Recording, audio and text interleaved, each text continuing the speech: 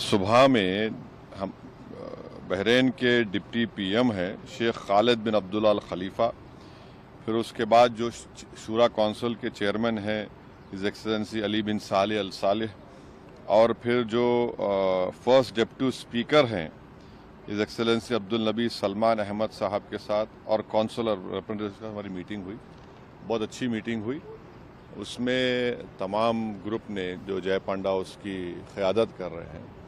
ہم نے بھارت کا پکش رکھا. ہم نے ان کو بتایا کہ کتنے برسوں سے بھارت میں پاکستان کی طرف سے جو ان کے ایڈڈ پروموٹڈ ٹرین ٹیررسٹ آ کر بھارت میں آتنک مچا رہے ہیں، اور کتنے لوگوں کی جانیں گئی. ہم نے پورے ڈیٹا ان کو دیا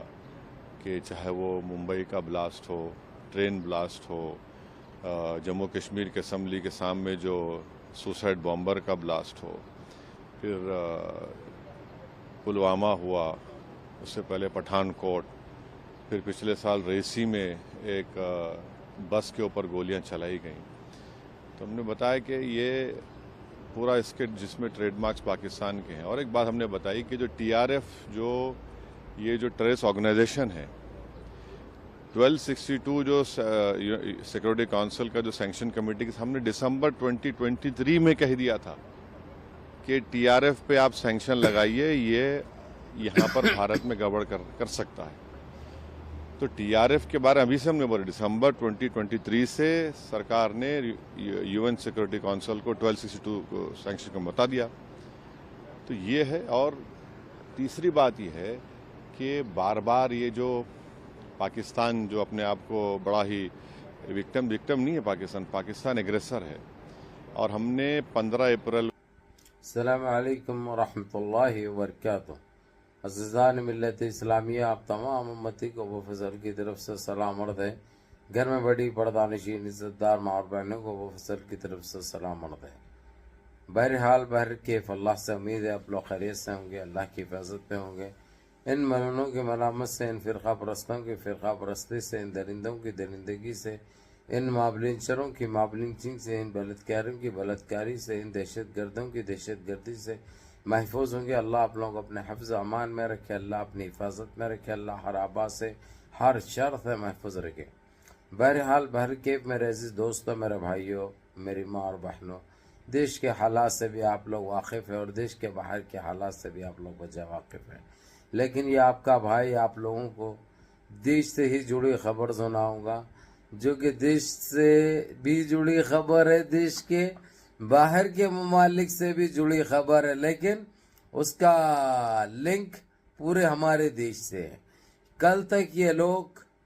مسلمانوں کو کون سی نظر سے دکھتی تھی، یہ این ڈی اے سرکار آپ لوگوں کو اچھی طرح معلوم ہے. ہم کو کس طریقے سے نشانہ بنایا گیا، کتنی اذیتیں دی گئی، کتنا ہم کو گرا کر دیکھا گیا، ترچھی آنکھ سے دیکھا گیا. ہم مسلمانوں کو ایک دشمن کے وسط تصور کرتے رہے یہ لوگ. لیکن جب غرض نکالنا ہے، دنیا میں کچھ دکھانا ہے، تو پھر ہمارے سے کام لے رہے ہیں. خیر یہ ہمارے دیش کا مسئلہ ہے، ہمارے عظیم وطن کا مسئلہ ہے. اس لیے جس طریقے سے اس ناپاک پاکستان نے ناپاک حرکتیں کری، اور اس کے باوجود جو سینہ تان بیٹھا ہے، الٹے سیدھے باتیں کر رہا ہے، جو اپنے آپ کو جو ایک ساوترا بتا رہا ہے، اس کے بارے میں اور اس کی گندگی جس طریقے سے اس نے پھیلائی ہے، صرف یہ پہلگام نہیں، جتنے بھی آتنکی حملے کیے ہیں اس پاکستان نے کروائے ہیں. کیونکہ ساروں کو پالنے والا پاکستان، سارے آتنکیوں کو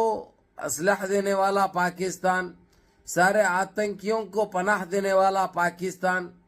سارے بڑھاوا دینے والا پاکستان. بہرحال میرے عزیز دوستوں، میرے بھائیوں، یہ دیکھیں بیرسٹر اسدالدین اویسی صاحب نے بحرین کے وزیر اعظم اور ڈپٹی وزیر اعظم سے، پرائم منسٹر سے مل کر بات کی اور سارا کچھ بتایا.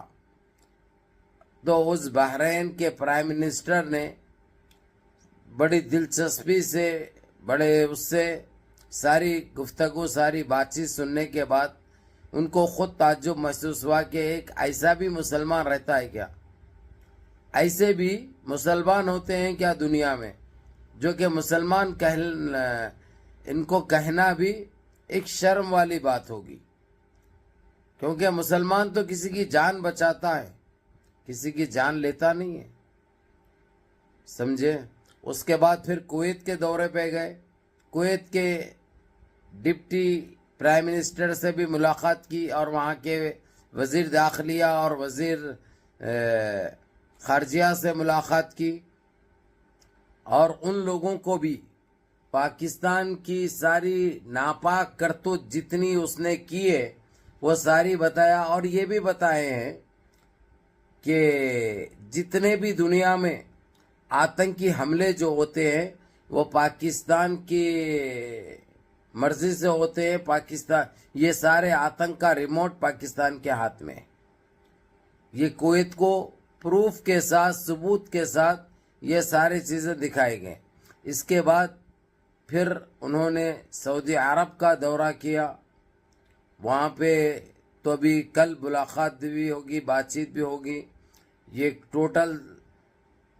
6 جنوں کا دل ہے جس کی قیادت کانگریس کے پرانے دگج نیتا ہے ایم پی، اس کے بعد بارسٹر اسدالدین اویسی کا ہی نام آتا ہے، لیکن جو خیالات اور جو بات کرنے کا طریقہ ہے بارسٹر اسدالدین اویسی کئی گنا آگے ہے، اور ماشاءاللہ اتنی عزت دی گئی ان کو کہ کوئی دیش کے پرائم منسٹر کو بھی نہیں ملتی، جتنی عزت اور جس انداز میں، جس طریقے میں بارسٹر اسدالدین اویسی نے ان سارے چیزوں کو سامنے رکھا اور جس طریقے سے سمجھایا، وہ لوگ تو پاکستان کو کے اوپر پابندی عائد کرنے کی بات کر رہے ہیں، پاکستان کے اوپر بین لگانے کی بات کر رہے ہیں۔